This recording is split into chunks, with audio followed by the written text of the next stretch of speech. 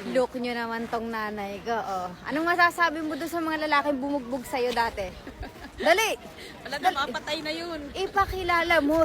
Tanong mo, hindi nila nakita. Prinsesa ka talaga dito sa Korea. Koreana na. Nagpanggap lang siya, Mima. Ayan, oh.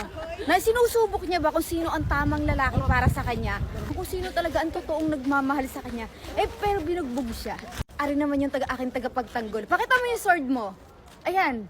Yan ang aking tagapagtanggol, oh, di ba? Parang una pang hihimatayin sa akin. Parang pa-retired na yung senior citizen na army. Medyo nag-aalanganin ako kung kaya pa ako ipagtanggol na ito, Mima.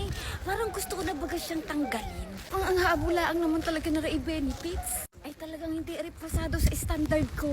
Siguro meron lang rin backer. Sadyang ako'y duda. Mukhang nag-under the table. Kaya nakapasok. Tingnan niyo naman, mukha namang overage eh. Ang sabi sa kanyang resume, siya ay 25. Pero hindi, Mima eh. Parang 2 uod na lang ang pipirma eh. Kakainin na ng lupa. Oh, 2 uod na lang eh. Lahat ay pumirma na. Yung 2 uod parang binayaran pa ata.